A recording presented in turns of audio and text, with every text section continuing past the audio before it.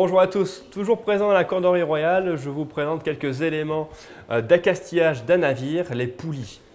Donc laissez-moi vous présenter déjà une poulie simple, voyez, donc avec un seul retour, un seul clan, un seul réa, qui va nous permettre après de démultiplier la force du marin, mais on va détailler d'autres poulies.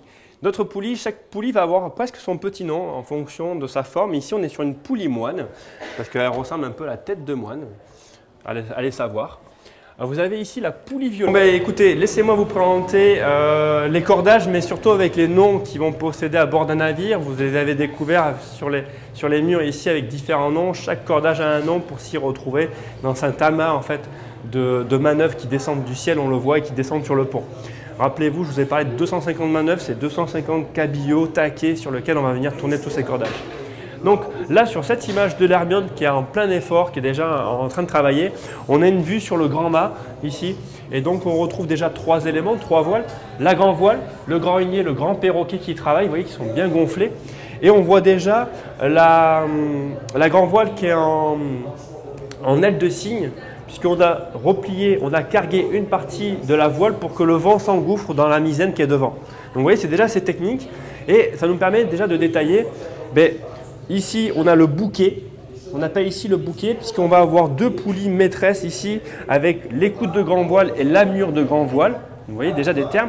Ici, on retrouve la cargue-point qui va remonter le long jusqu'à la vergue pour carguer. Donc on le voit de l'autre côté, elle est déjà carguée en partie.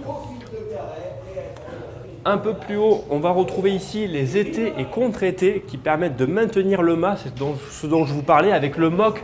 Vous imaginez la taille des mocs ici, on est déjà assez haut et à l'image ils sont imposants. On va ensuite avoir les balancines qu'on retrouve ici en bout de vergue. Ce sont ces cordages qui permettent d'appiquer une vergue, c'est lui donner en fait une assiette droite, de manière que même si vous voyez, le bateau travaille, on rajuste l'appiquage de manière à ce que la voile travaille au mieux.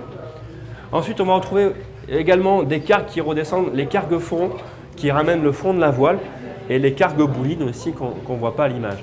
On retrouve la bouline également ici, c'est un petit cordage qui vient sur le haut de la voile et qui permet d'ouvrir le haut de la voile pour améliorer son rendement. Aujourd'hui, lorsqu'on va vous targuer, vous baptiser un petit peu de bouline à bord d'un navire, ce n'est pas un terme élogieux puisque la bouline c'est un tout petit cordage qui permet juste d'ouvrir le haut de la voile, donc il n'y a pas d'effort à faire. Donc ce n'est pas un compliment que l'on vous fait lorsqu'on vous traite de halbouline. Aller, c'est forcer sur un cordage. Et puis voilà, on va retrouver également les drisses qui permettent de maintenir le bateau, enfin la vergue sur le mât. Mais là, ça sera un peu plus compliqué de les détailler.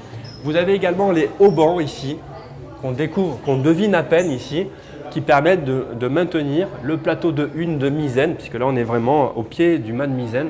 Et ce sont ces cordages-là noirs, goudronnés, qui permettent le maintien du mât, les haubans dont je vous ai parlé précédemment. Et ici, un dernier élément, le plateau de hune. Alors ce n'est pas un lieu de travail, hein, c'est plutôt quelque chose qui va permettre de guinder les mâts de hune. Et donc, le nom de gabier vient du latin, la gabi, qui était la hune en latin, et donc gabi, gabier. Et on comprend bien que le matelot qui est capable de monter et aller sur le plateau de hune devient donc un gabier du bord. Voilà.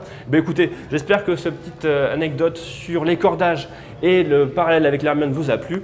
Et je vous invite à revoir toutes les vidéos de cette série de la corderie et des nœuds marins. À bientôt!